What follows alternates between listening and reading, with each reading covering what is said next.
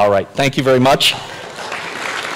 And with that, I would like to introduce our keynote speaker, Andrew Revkin.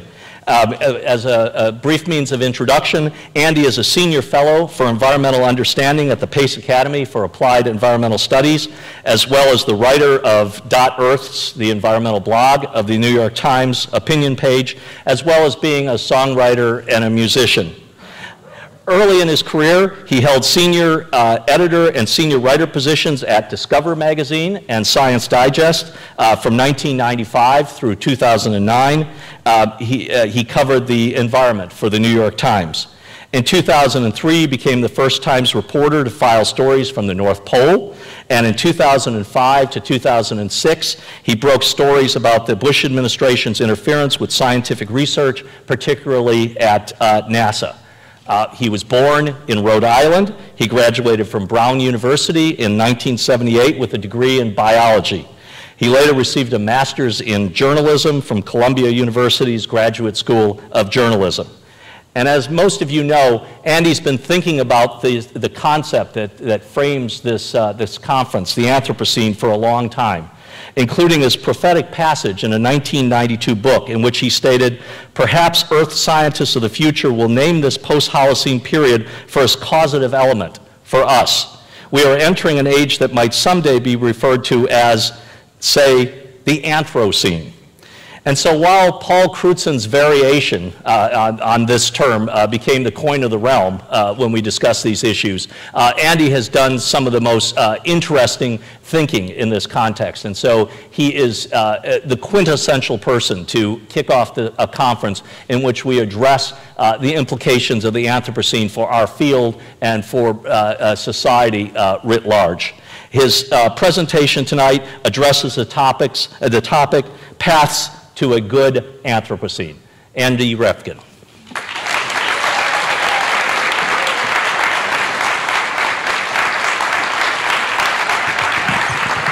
It's an honor to be here. It really is. I'm a newbie when it comes to academia. I did teach journalism at Columbia as an adjunct in the early, like in 1989 and 90 and stuff, but adjunct teaching is not the same.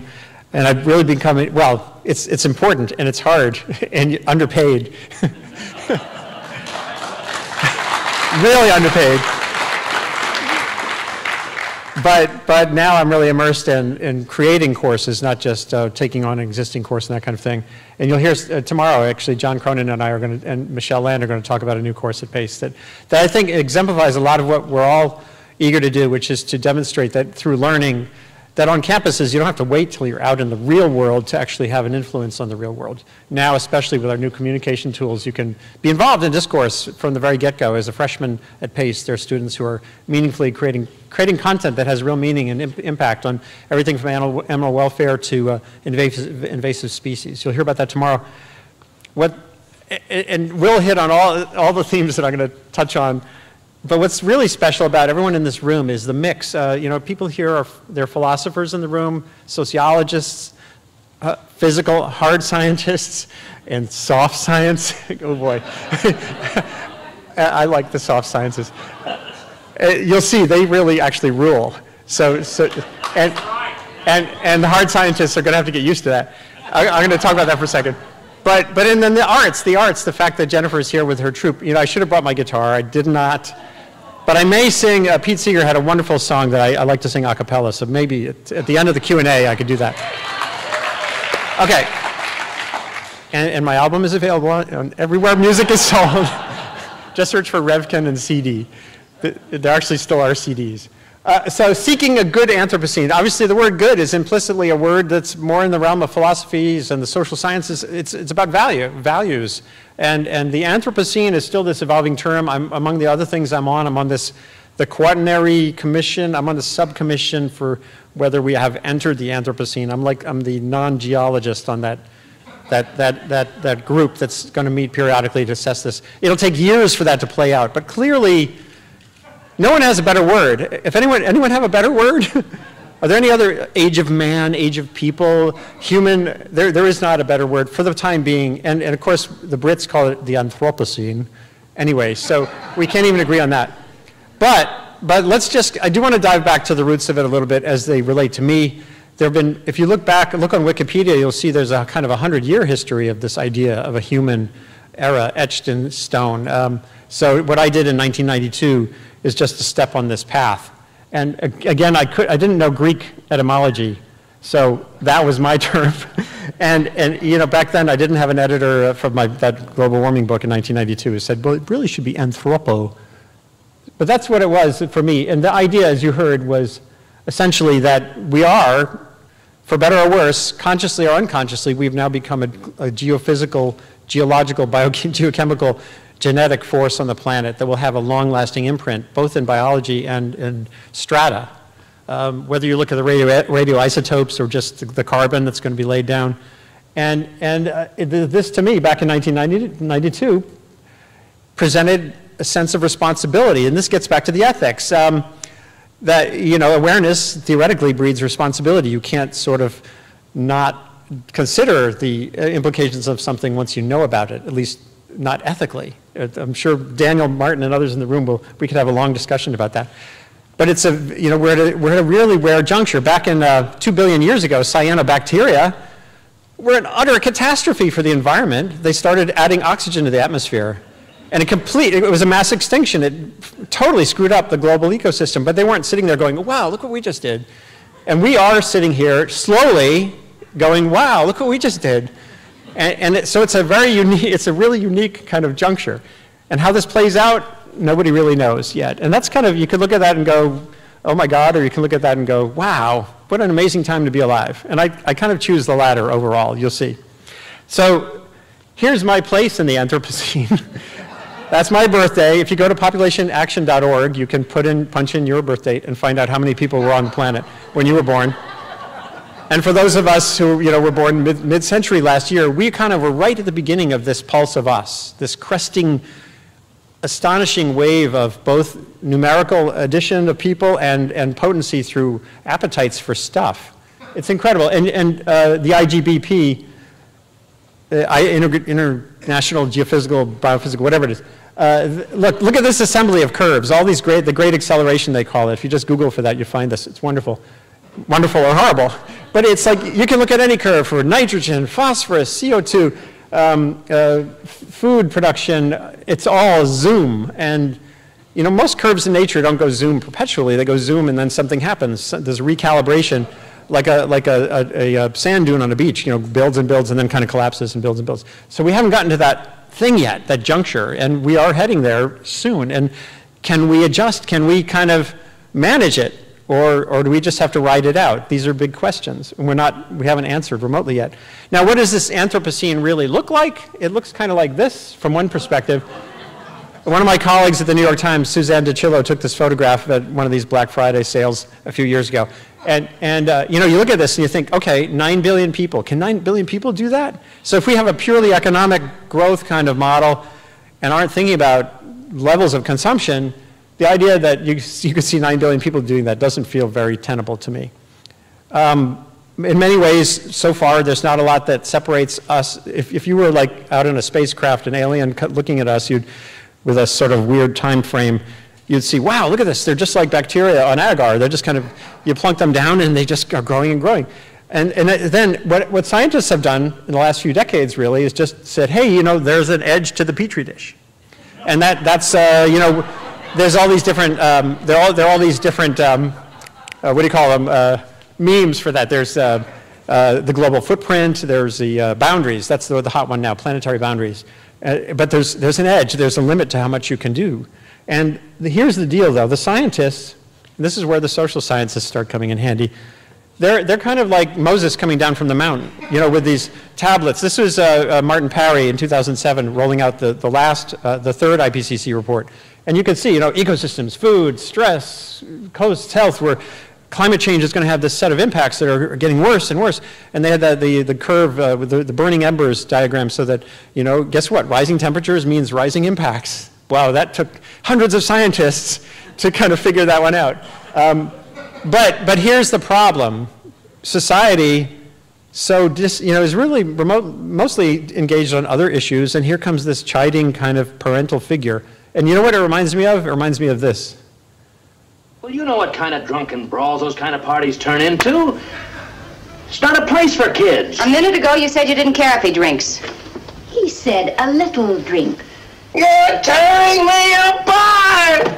So James Dean is, the world going, oh, give me a break, We're just trying to make a living. We're just trying to, get less poor. We're just trying to get richer. And you're telling us there are limits and, go away. And I started looking into, I've been writing about climate change for decades. And it was only in the mid-2000s that I started digging in on the social science about how people react to or ignore risks of various kinds. And so then I saw these reactions. People have reactions. One side calls the other side denier or climate ostriches. I love that. Lynn Cherry came up with that diagram, the cartoon. And then in the meantime, they're saying we're all chicken littles and alarmists, and you see they're all reacting differently to this messaging. And when you look at the social science, the psychology particularly tells you this is utterly normal, that there's a range, there's a distribution of people in society. In this room, less so because we're a self-selected group. But in society generally, you end up with people reacting to the same information differently. And this research, as I started digging in, I wrote this piece in 2006 called Yelling Fire on a Hot Planet for the Week in Review section with that diagram in it.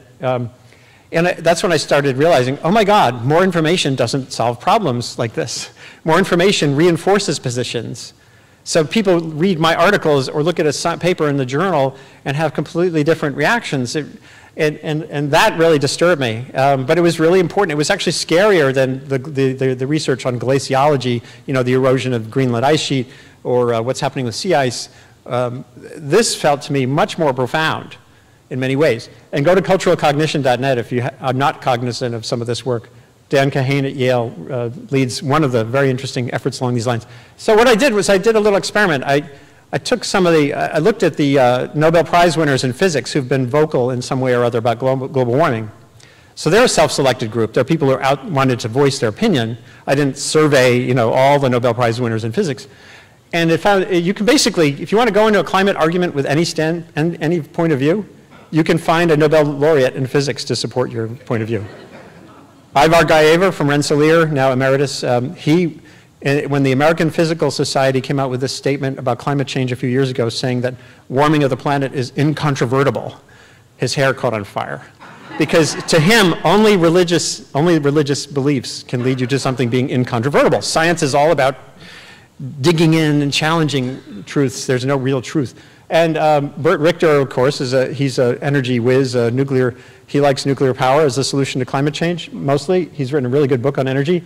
Robert Laughlin is kind of in the mushy middle, and Steve Chu, of course, was Obama's energy secretary and is very gung-ho on both R&D, which is something I've been pushing for a long time, and renewables. So you can kind of go out and arm yourself with a Nobel laureate and go into a fight and come out the other end, and you'll all just be reinforced. So when I started working more on that stuff and writing about that, especially when I started blogging, then I realized, and here I am in my mid-50s, and I started feeling like this cameraman. This was at the Copenhagen Climate Talks. My last day as a full-time employee of the New York Times was that day. It was the day that they came to that kind of mushy non-agreement. And we were all in this press room. There were 2,000 reporters in this room. I mean, oh, God, it was horrible. And so I flew back home, and that was when I started my transition to coming to Pace University. I had already been planning it, but that was my last day. And it was a time for reflection for me. I was in my mid-50s, now I'm in my late 50s. And I had this amazing career. I've been, as you heard, to the North Pole. I've been to the Amazon. I wrote a book about Chico Mendes in the late 80s, and been around the world, been in the middle of the Indian Ocean, and I started to say, what do I want to do the rest of my life?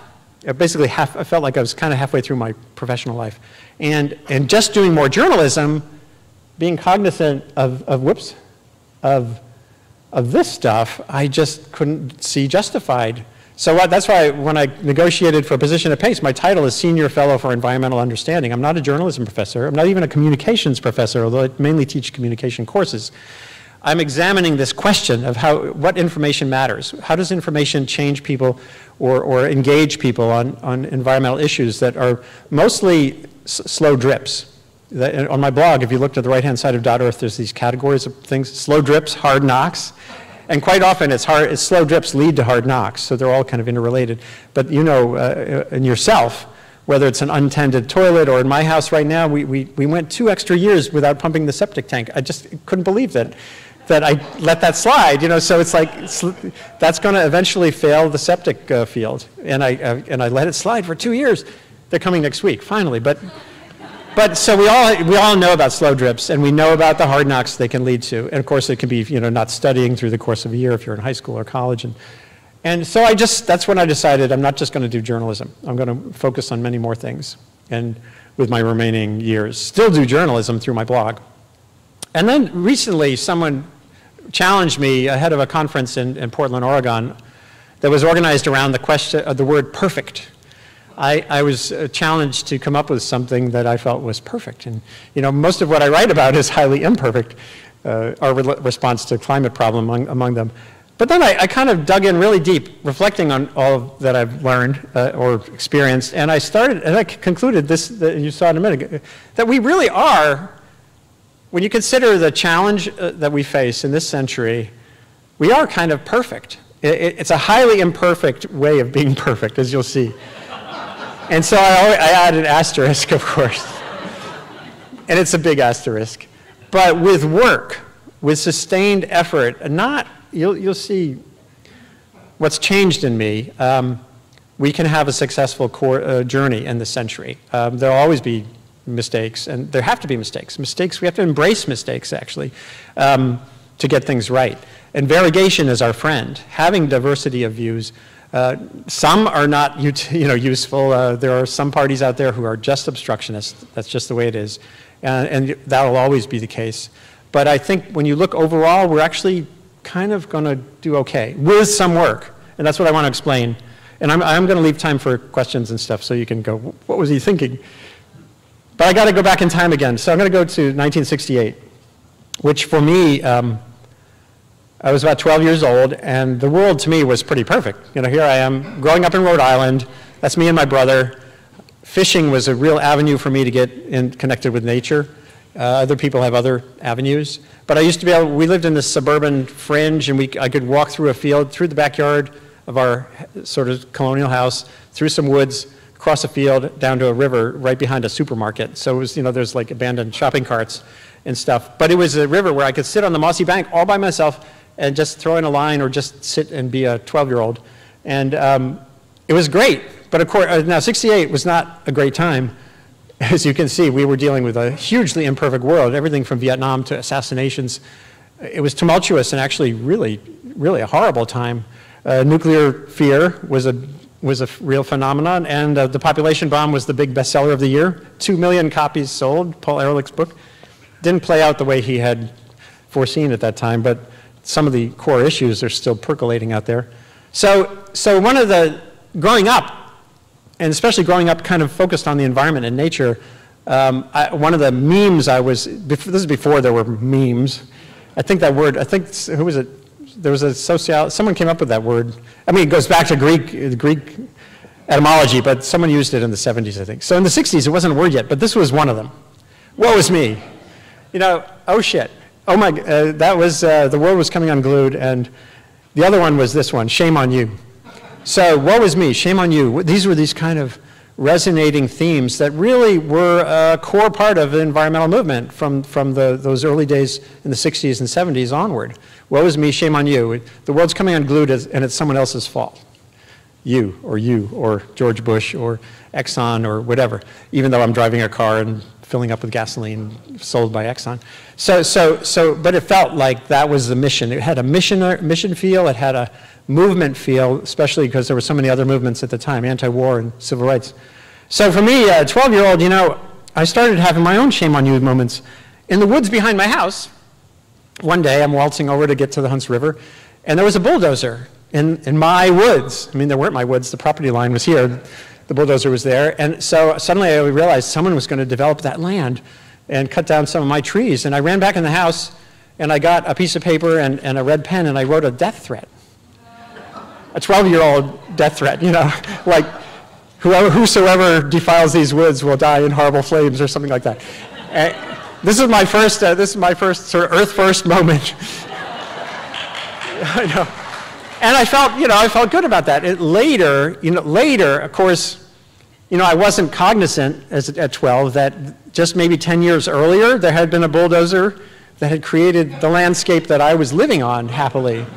That my house wasn't there 15 years earlier, that was a farm most likely, and that what was happening next door, my field, impeding my right to enjoy the nature, I had implicitly acted upon the environment. And so but that came later. That kind of awareness doesn't necessarily come at 12.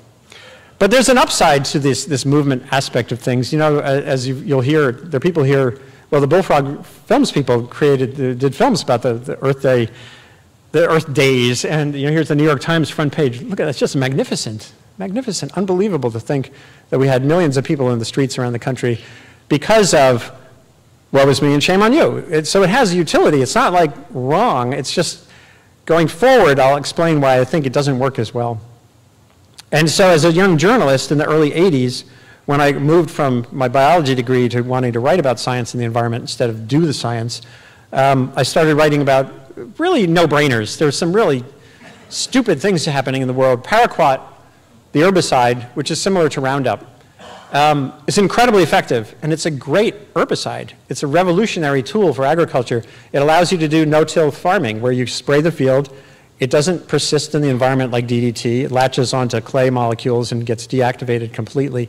So, you know, in theory, it's this great tool. The problem is it's a brown liquid, and people were taking it out of the bottle with the skull and crossbones and pouring it into old whiskey bottles in places like Trinidad and India, and people were dying. As it turned out, when I did my reporting, about 1,000 or 2,000 at least around the world each year were dying either of suicide or of accidental ingestion of this stuff.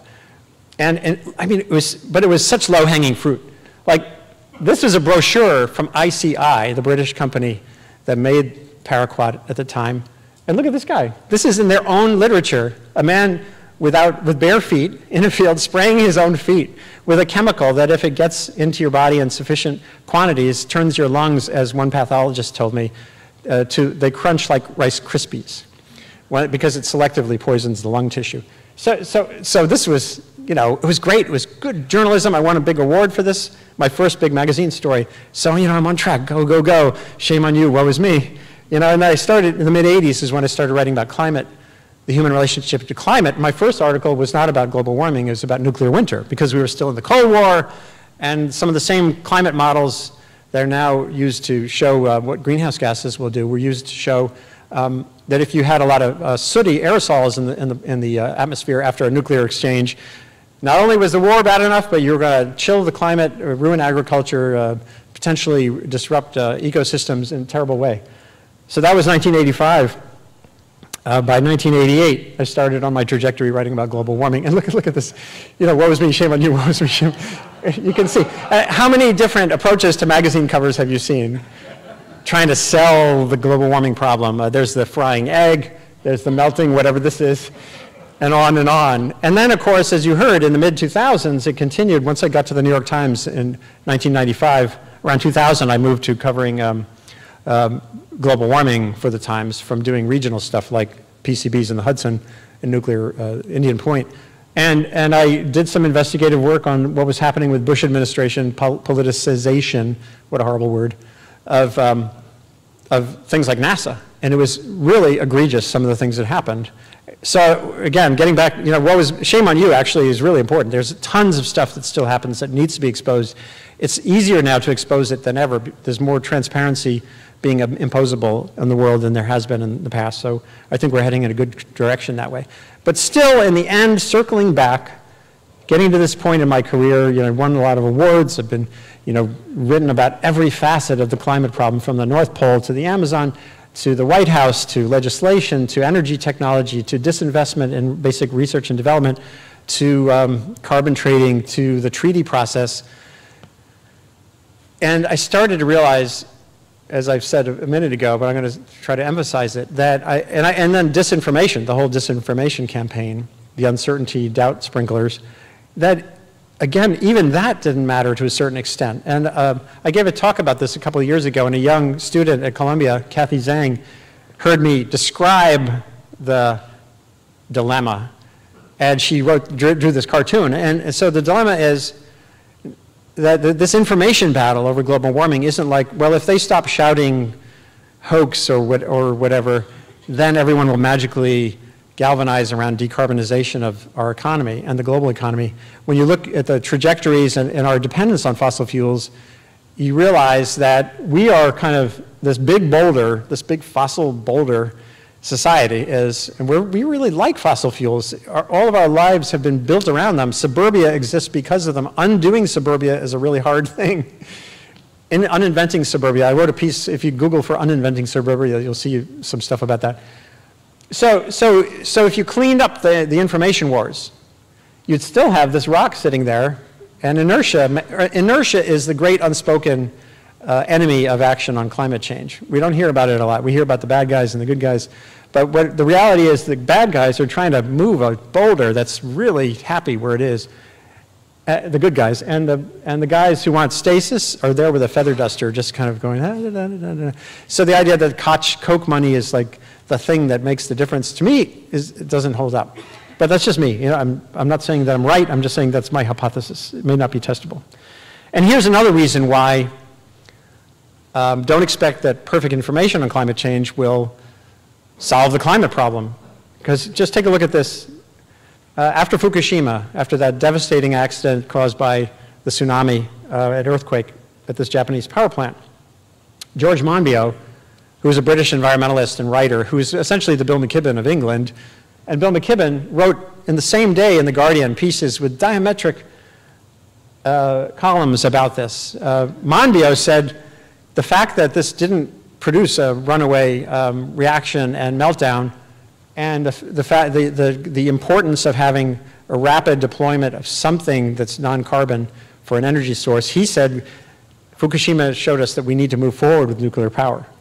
And Bill McKibben, of course, wrote that, no, this proves nuclear power is brittle, we have to move away from nuclear power. So here are two people who spent their whole careers trying to act on global warming, and in the face of the same information, they have completely different reactions too. So it isn't even just about the global warming problem, it's about the what you do about it problem has the same complexity.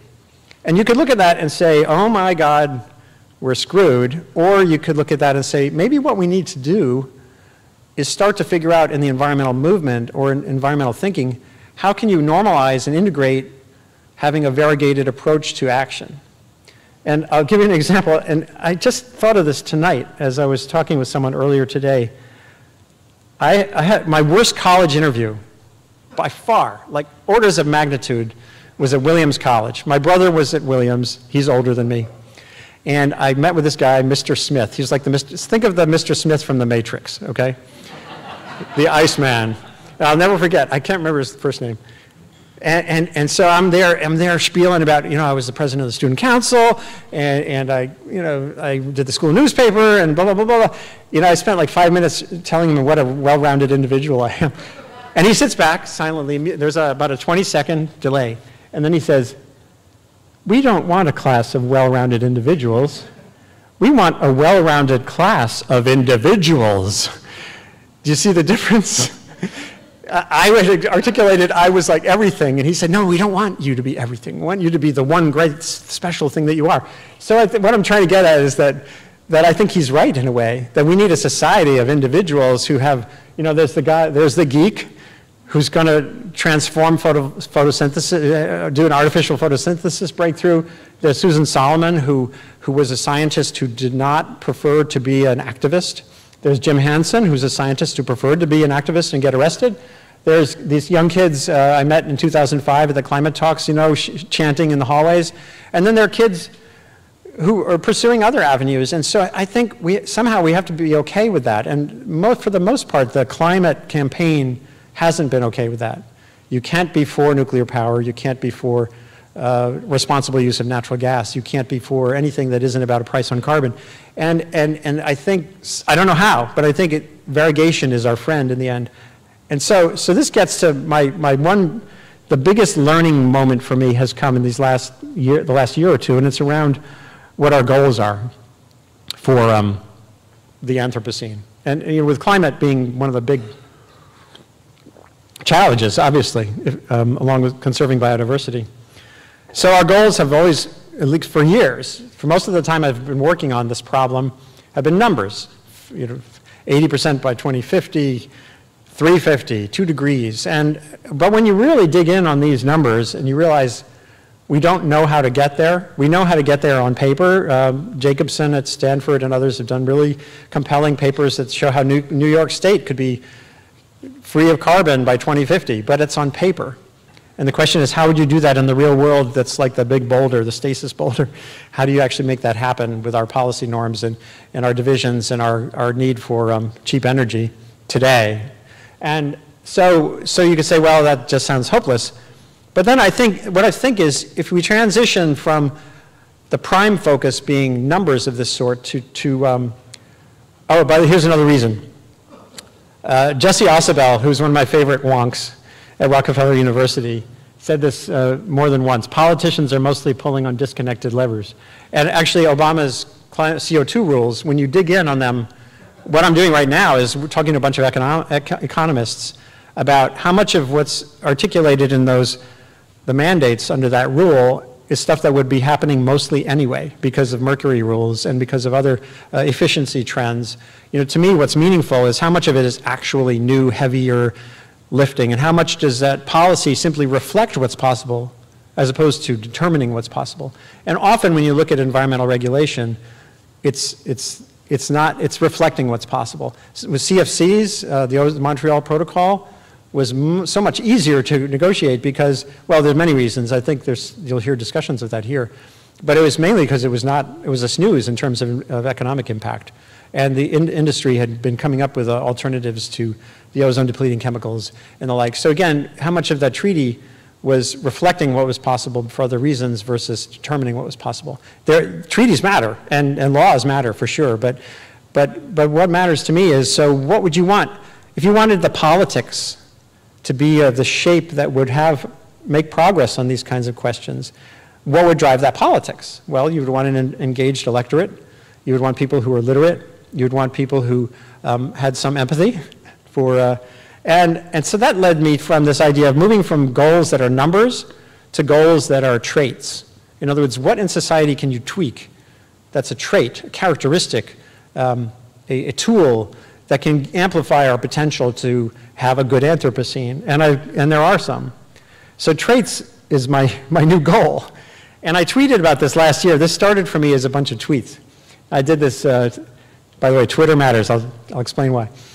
Strategy for sustainable human progress: bend, stretch, reach, teach, reveal, reflect, rejoice, repeat.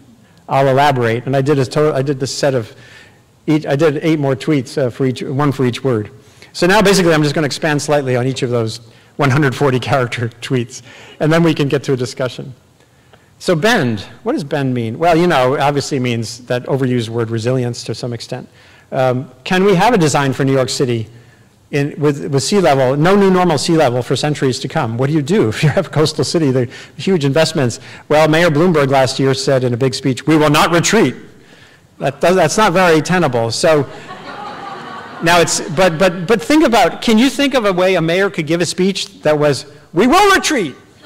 You think of adjectives. We'll retreat carefully. We'll retreat smartly. We will withdraw. We will, can you think of anything that would get that mayor reelected? That would be like a withdrawal or we will reinvent ourselves. Maybe reinvention. How about we will reinvent New York? Well, maybe that should be it. Let me write that down. And there are designs for how you can do this. You can have a soft substrate. You can have walkways like the High Line. There's ways to move forward.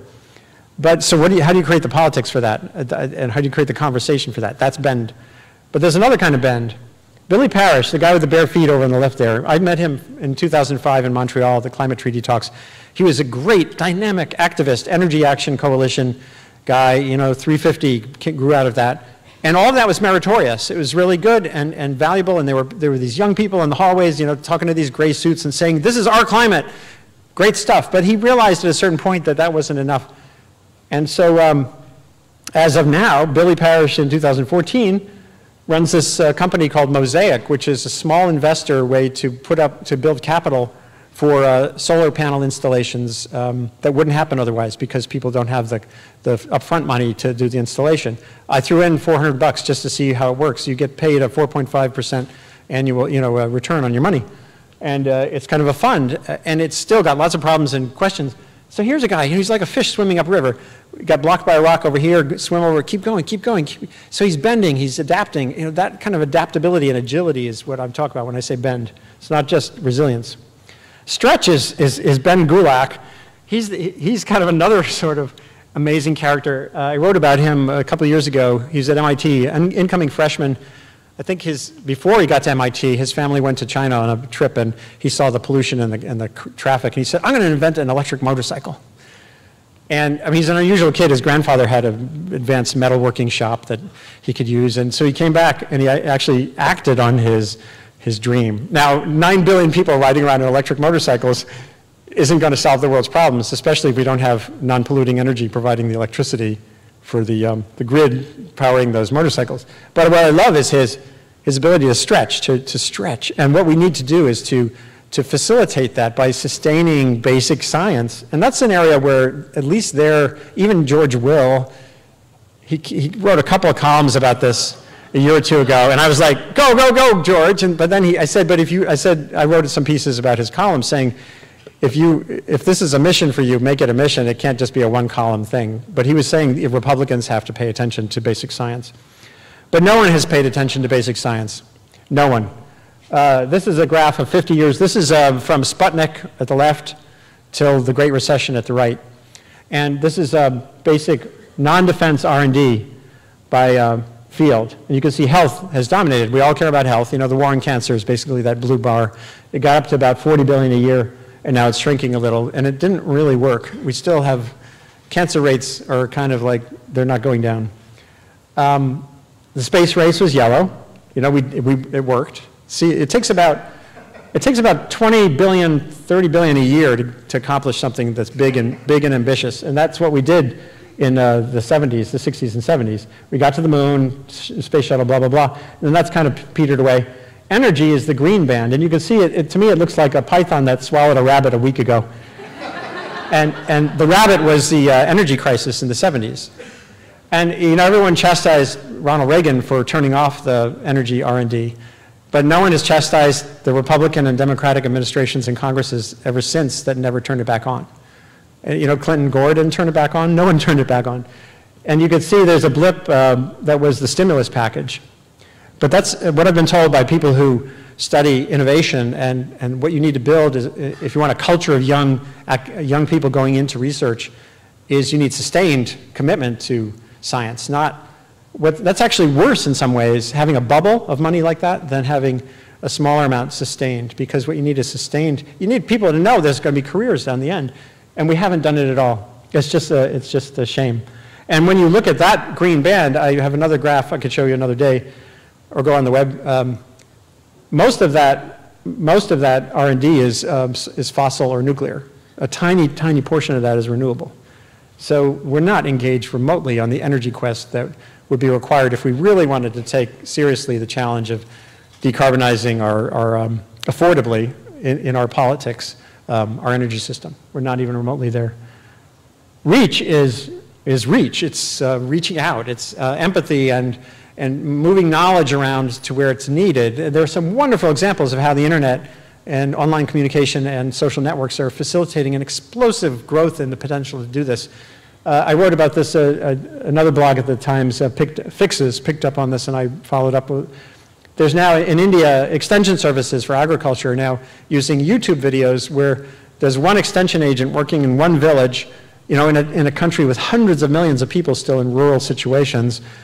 You need amplification of message. And so what they've done is they're working with farmers. They'll do where the farmer explains in a video an innovation, a different way of planting, a different seed variety, a different way of watering, and then that goes around via the smartphone explosion and the computer in the local internet cafe.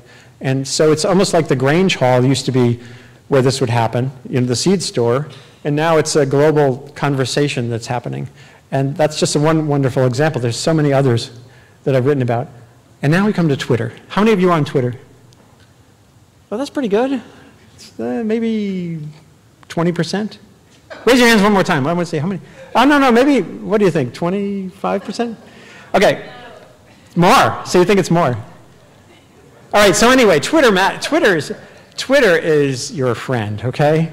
Pedagogically and in terms of your own learning and collaborative efforts.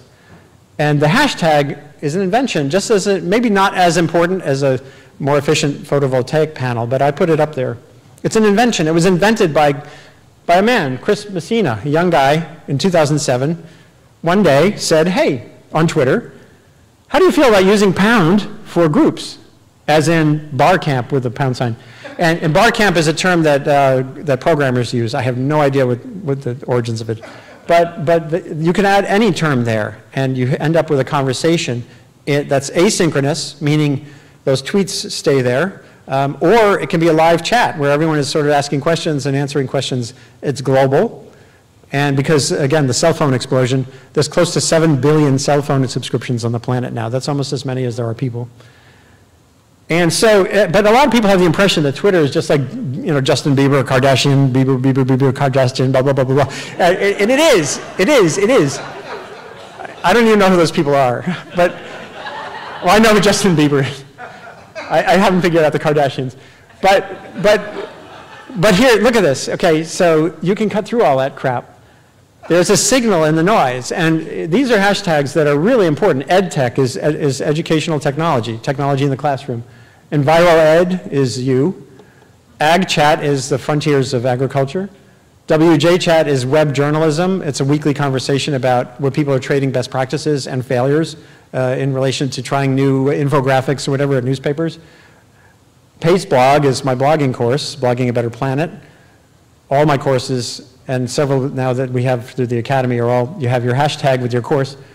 AESS 2014 is the hashtag for this group. And you can have a running and then reviewable conversation that persists after the meeting. People can attend the meeting in a way through the hashtags. Bird class is my favorite, though. Bird class is Margaret Rubega. I don't know if she's here. Does anyone know Margaret at UConn, University of Connecticut?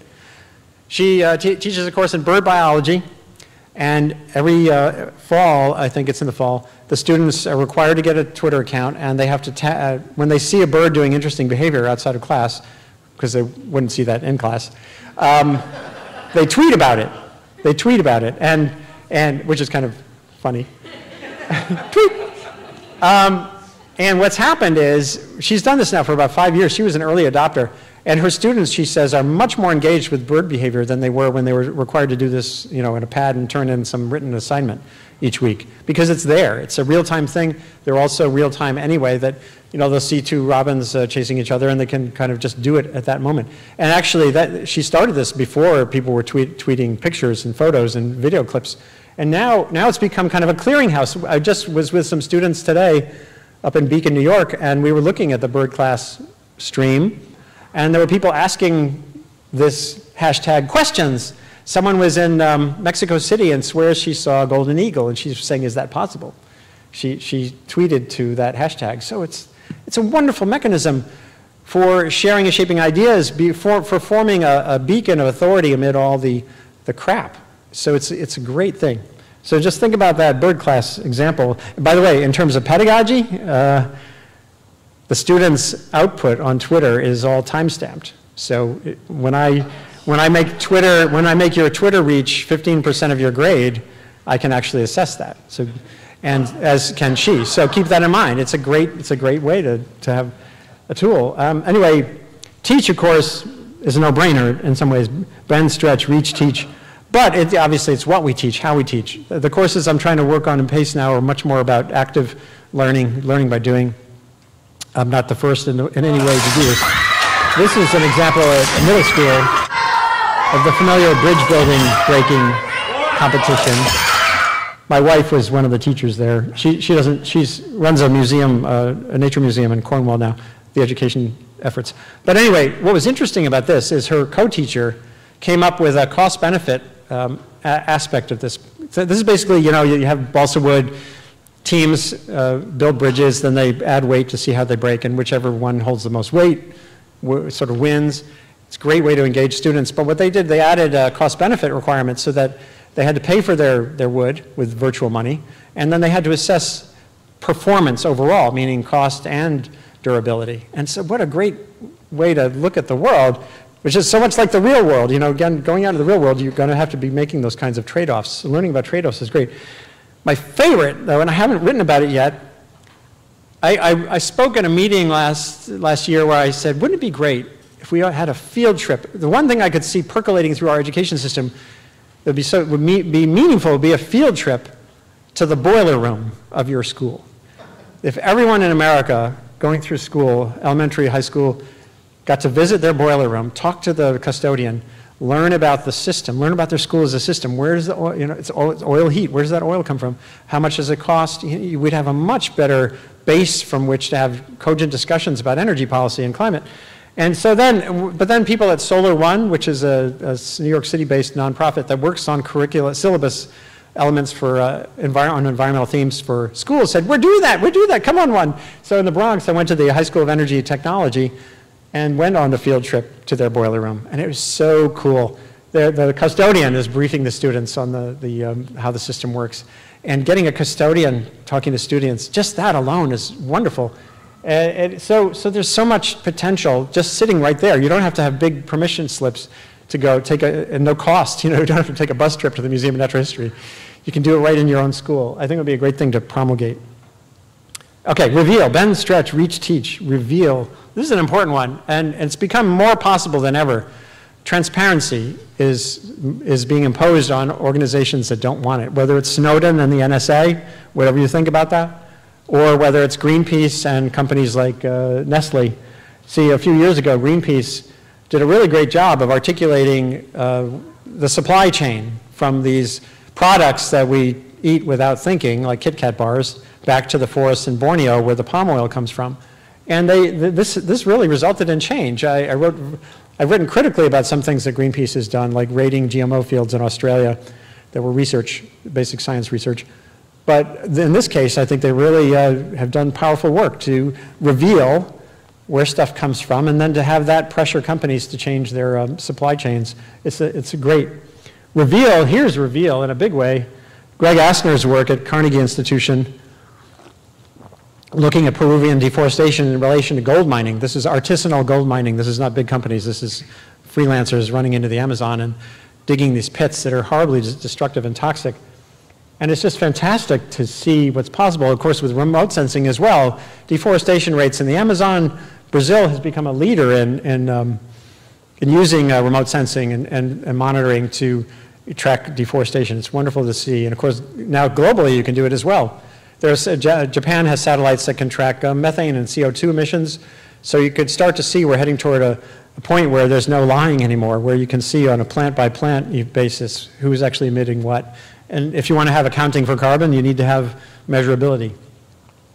Here's another example of, sometimes we get into these big fractious fights, about fracking and things, and often society remains disengaged because it's sort of invisible. Methane is, you know, it's invisible, and unless you add an adulterant, it's not smelly.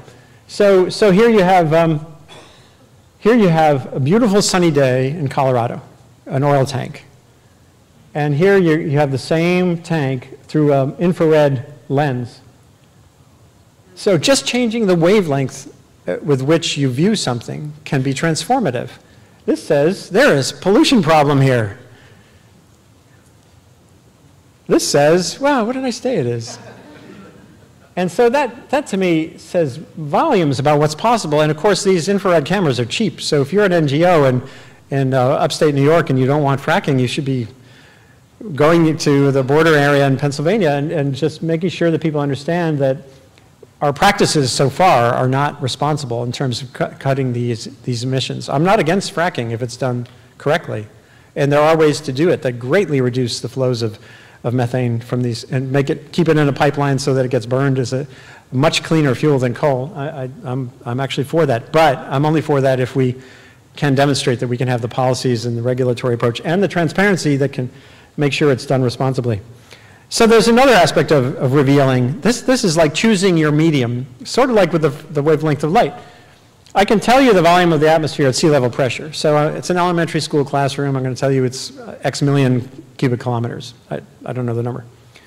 Or I could show people Adam Neimann's great illustration of this.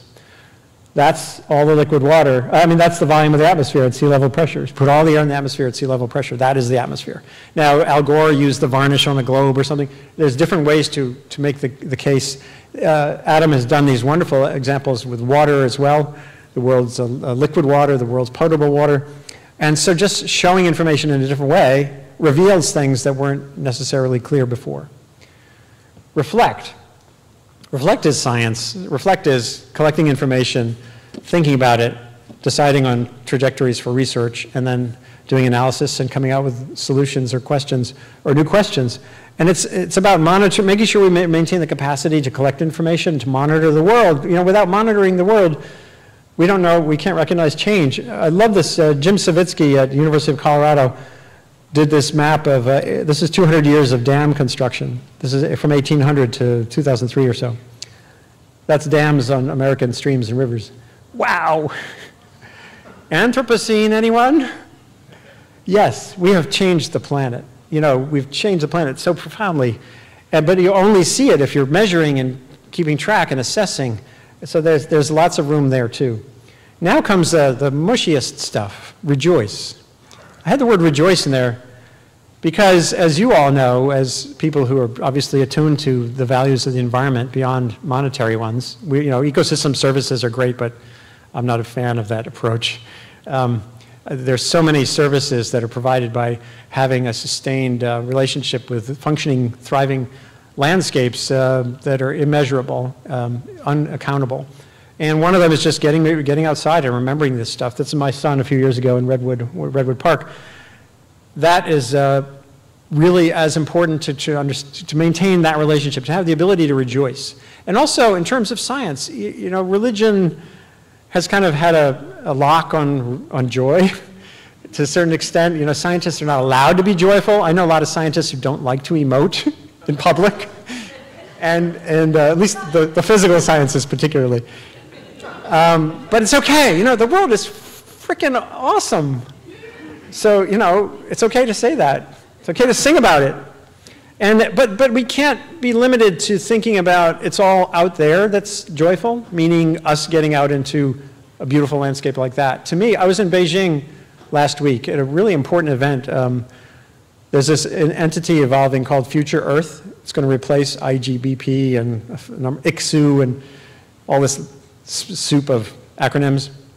It's a 10-year research initiative, internationally funded, to explore science in service of sustainability. So it's about co-design of science, which is many scientists recoil from the idea of co-design.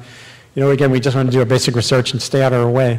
But this is saying, what can you do for us to give us clean water in big cities, manage our waste, that kind of thing. And it was really interesting. But I took a walk. My last day in Beijing, I just went for a walk. I saw on a map that I was in the area near where the Olympics were, and there was this place called a fitness park. And I was fascinated, so I went there, and it was joyful. We'll just watch this. You know, in this mega city. Look at these towers.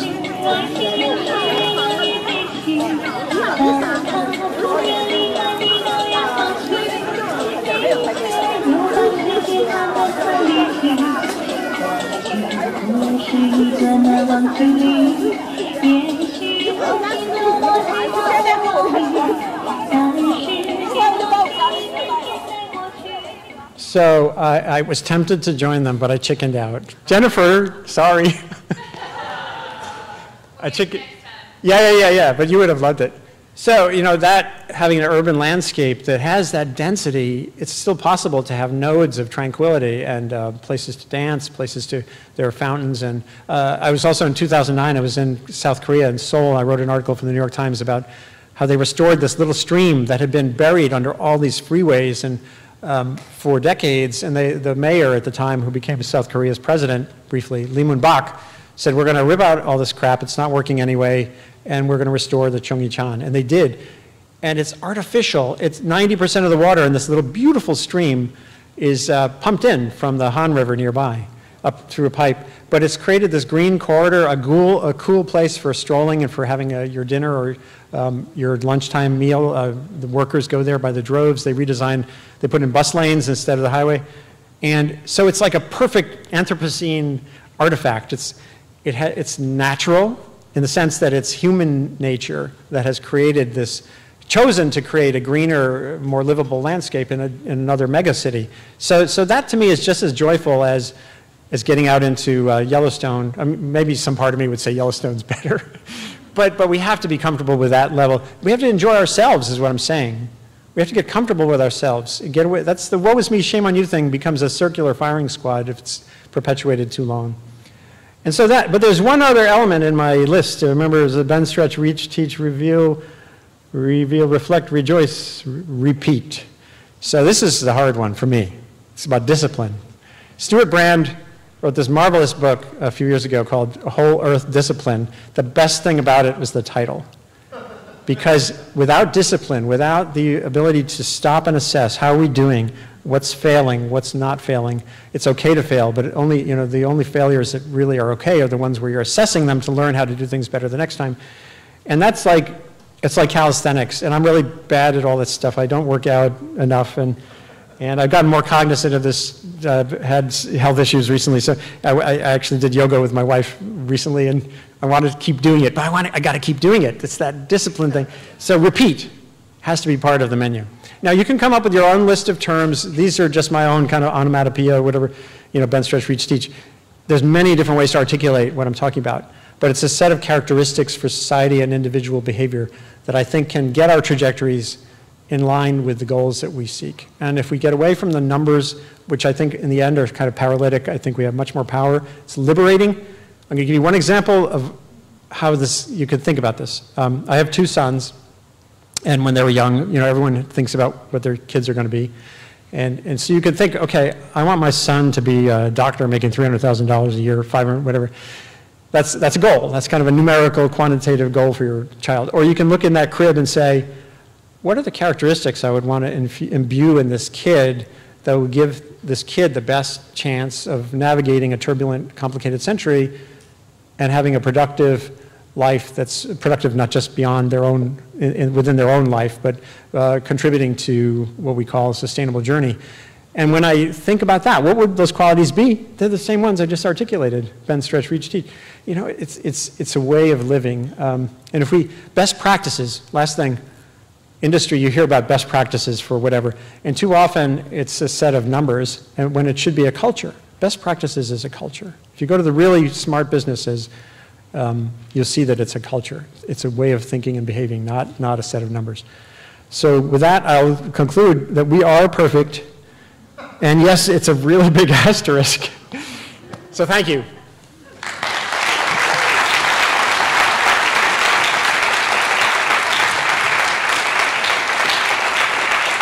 Thank you. So I'm hoping we have time for questions. We do. We'll open it up for about 10 minutes, and then I kick everybody else out so the maintenance people can go home. Andy, can you just call on people? Yeah, sure.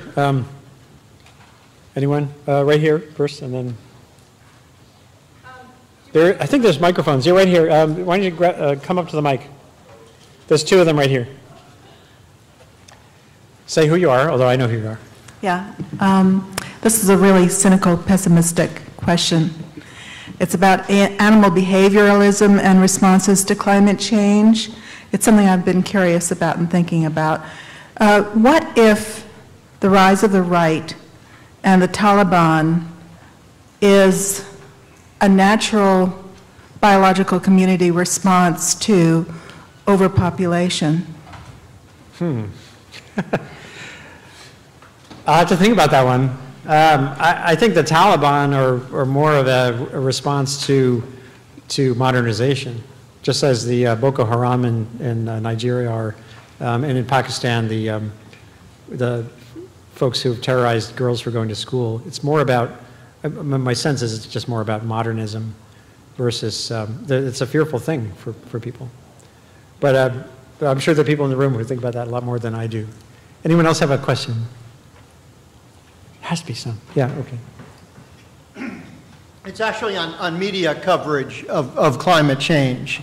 And as you said, 20 years ago, it seemed fairly obvious to a lot of people what was happening. Could you comment on, I mean, is it Is it the success of the disinformation campaign, as some other journalists have suggested?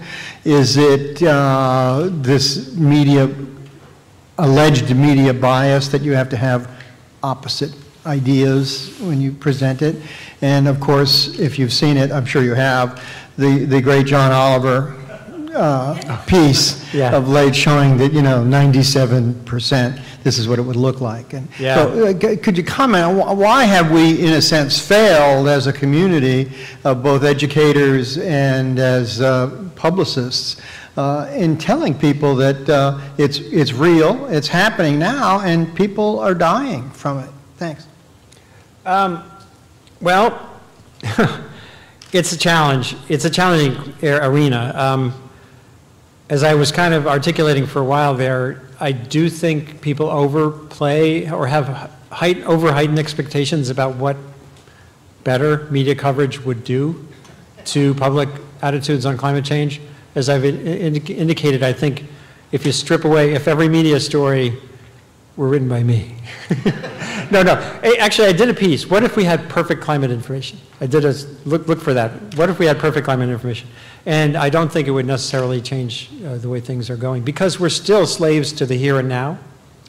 And whatever we think about current events related to global warming, it's still the long picture that's the biggest problem. Sea level rise is a centuries scale challenge. And the uncertainty about sea level rise between now and 2100 still remains high, even though we know that we're warming the planet. The things that matter most to society, we don't really know very well still, and including how warm is it going to get from a doubled amount of CO2. That's still as uncertain, basically, as it was 30 years ago. Could be catastrophic, or it could be fairly mild and probably livable. So if you ask the media to accurately portray that body of science, it would end up in the same place we're at now. And then, as I was saying earlier with Bill McKibben and George Monbiot, it just leads to a new set of questions that would be divisive as well on nuclear power versus renewables. And so I'm not saying disinformation does matter. I've written a ton of stuff that's trying to clear up what we don't know, and also trying to communicate this basic science in effective ways really matters also. I could do another hour on some beautiful experiments on how to do that at different educational levels. But it's not easy. It's not a simple question of better media, no more problem. Danny Martin, thanks, Andy, it was wonderful. I hear you say the importance of diversity. I hear you say the importance of engaging everybody in the conversation, and I so subscribe to that. But I also realize in the work that I do in dialogue how hard it is and how easy it is to misunderstand, and how you describe people seeing the same information and interpreting it differently because they look at things through different lens. And then I think of like Twitter, and certainly when you get into technology, it's almost like a recipe for more and deeper misunderstanding. How do you mitigate that? Well, it can be, but like on Twitter, I encourage my students to follow at least several people who they actively disagree with in terms of some policy issue, but who are constructive. And there are such people, like even on this issue, who are constructive critics of climate policy. But if you're not cognizant of those points of view, and you keep battering the same wall the same way, you're not really likely to break through. There's still a different model. There are different models for how to do this. Bill McKibben's model is to build a small, highly mobilized community and build out from that toward some tipping point in society. Personally, I think we need that. As I said with Greenpeace, we need people who are edge pushers.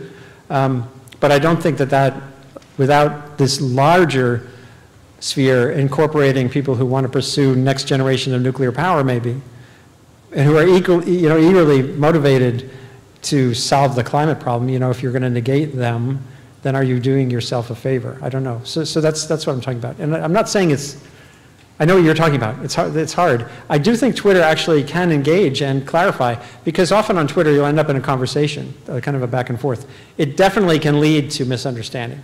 And that's when you have to have this literacy, this sense of, okay, this is the wrong tool for the job. Let's go offline. Let's Skype with each other.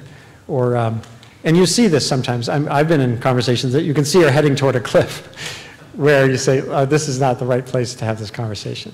But learning those rules of the road, learning where Twitter is useful, where it's not useful is really important. Teaching that early on is important too. That's good. My name's Shimshan Obadia. I'm an artist and researcher from the University of British Columbia. And I'm a huge fan. I love your reach, teach, I forget the other ones, but I really, really like that. But I'm gonna not challenge you, but ask you to... Feel free. Well, maybe a little bit of a challenge, but I want to ask you to apply that to something specific. And my current research project is working with middle school students, and we're trying to use eco-art and direct engagement with their natural environment to enhance their learning and their education. But part of that is, one thing we've done is we've taken on a creative response to the proposed Northern Gateway pipeline that is about to go possibly through some pristine wilderness in British Columbia and really, well, be more than an environmental compromise. Right. With that going, I find it personally very tough to bring in and make sure that they keep every day we go onto this project, they keep a balanced view of all this, which I think is very important. But how do you keep the optimism of this, the reach, teach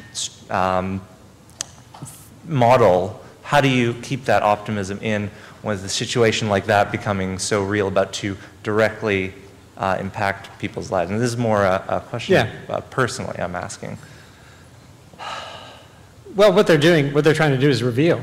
You know, they're trying to spread understanding of the pipeline using the creative arts to illustrate, to tell stories, to create a sense of concern about something. You know, Canada has like 30-something million people, and it has this huge territory, and for most Canadians, these areas sadly are not something they consider actively. I spent months in British Columbia with Indian tribes there in the early 90s, charting out a book that I didn't end up writing.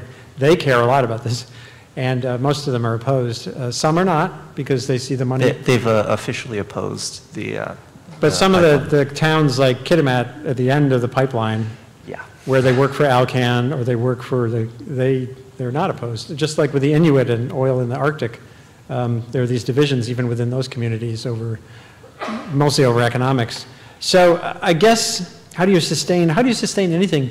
I mean, to me, I mean, I have this approach because of my biorhythm. I don't think there are people, as I kind of try to articulate, there are going to be people who are woe is me, shame on you people. I know I have good friends who are woe is me people from day one, from the hour they wake up to the hour they go to bed. I tend to wake up optimistic and go to bed pessimistic, but I always tend to wake up optimistic again, because the alternative seems so like useless to me. So I'm not saying this is even the right alphabet for everybody, but for me it works as a way to break down an approach to a wicked problem. And a wicked problem is a multifaceted problem. You know, if you stop that pipeline, that oil will most likely find some oil, maybe not Canadian oil, but then Nigerian oil or Venezuelan oil that's equally from another horrible situation, polluting and lives and ecosystems will come out. As long as oil is $100 a barrel, we're going to go to really bad places and dig it out and get it to markets. So I mean, if you really want to get depressed, look at the global economic realities of oil and you realize that pipeline doesn't matter as long as we have $100 oil. So but that does tell you $100 oil is the problem. And that tells you demand is the problem. That tells you efficiency, using less energy, finding ways to have mobility that don't involve gasoline, finding ways to heat houses in the Northeast that don't involve heating oil, you know, reducing energy use. In the end, that's what matters most if you want to preserve, whether it's Nigeria or Alberta, you want to preserve ecosystems. So in a way, it's useful to do that exercise. It can be really hard and dispiriting, but I think it is useful. But again, it's just my approach. Everyone has should have a different list. I think everyone should have a different articulation of how to get through the Anthropocene. Thanks. But get in touch with me. Yeah. Sorry, we have time for 2 more questions. Okay. Okay, hi Andrew, Jim Proctor, good to see you again. You have Johnny Cash on your tab there. We haven't given you a chance to sing yet, but that's not my question. We'll give him a chance to sing after 2 questions. Yeah. Okay? Actually, it's a fantastic experiment in multimedia, multi-user art, but anyway. Okay, cool. We know why you're here because, well, we're here at PACE and you're at PACE, but you're here for another reason, and that's because you're the one of the experts on the Anthropocene. And that's what we're going to be doing for this whole conference, right? It's about the Anthropocene. But I'm kind of curious if we're going to be doing the same thing. I mean, how many different meanings to the Anthropocene have you bumped into in the time you've spent? Well, many. And again, technically, there are going to be debates for years. I don't think the geologists will resolve this question in our lifetime. They move geologically, in geological timescales. Because some of them say that you have to be 1,000 years into the Anthropocene to show that you have a strata that will be measurable.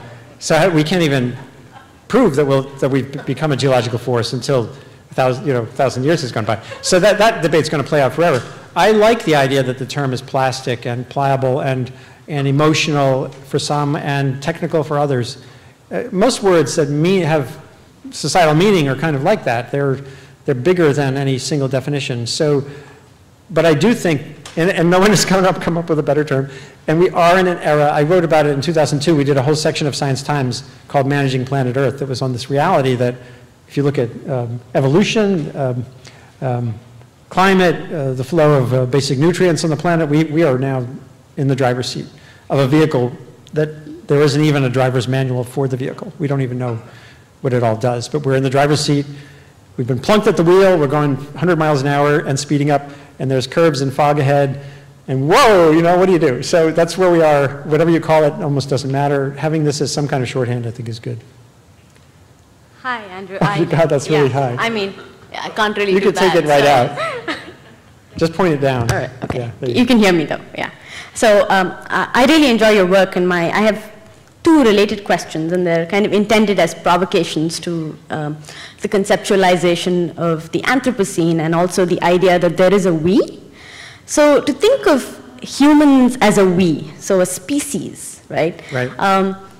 To me, I mean, as a former biologist and now as somebody who works with social systems, is problematic. Because I think that we have never really existed as a we, at least in the past 200, 300 years.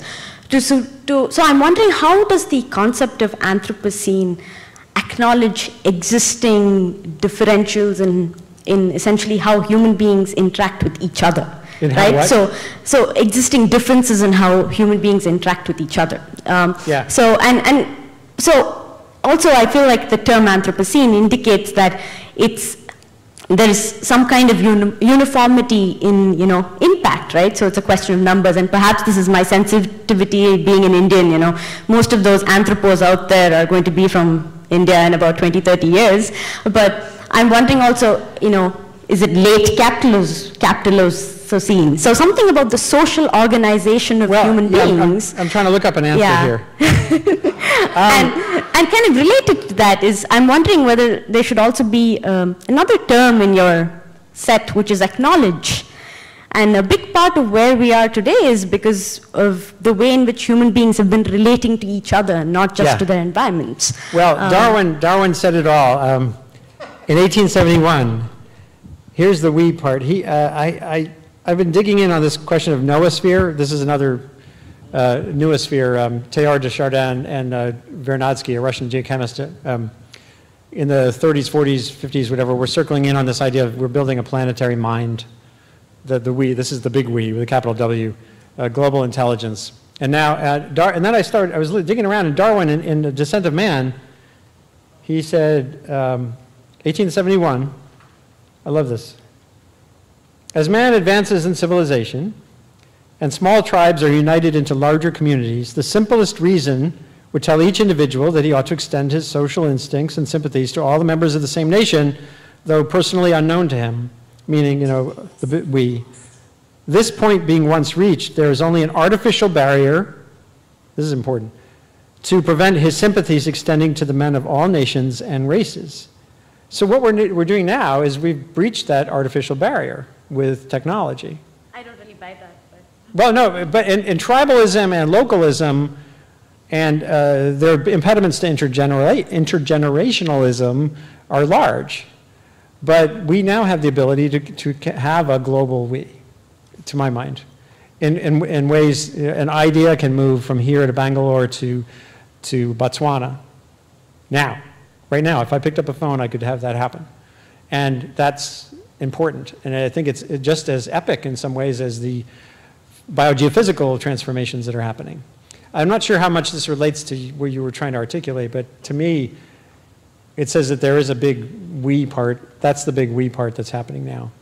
We could probably talk for days about this. So anyway, it was a really good question. So thank you. Thank you all. So hopefully we have time. Do we have like 1 minute? Because it's a 1-minute song. My buddy Pete Seeger, he wrote this song in 1958 called To My Old Brown Earth. Some of you probably know it. Actually, let me go back here, just so you see his face. By the way, you know what Pete Seeger told me and a guy from Orion magazine 2 years ago on the 30th anniversary of Orion? We interviewed him, and we asked him, what gives you optimism about the next 30 years? And Pete Seeger, man, you know, with a banjo, didn't have a computer in his house. He said, without hesitation, the internet. And you should play, I have an audio of that recording on the blog. Amazing man, not just because I agree with him on that. So let me see, okay.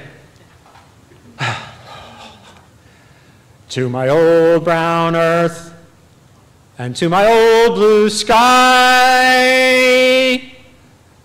I now give these last few molecules of I. And you who sing, and you who stand nearby, I do charge you not to cry. Guard well our human chain. Watch well you keep it strong, as long as sun does shine. And this our home, keep pure and sweet and green. For now I'm yours, and you are also mine.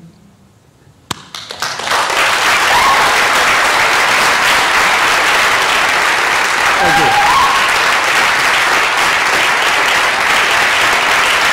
Thank you.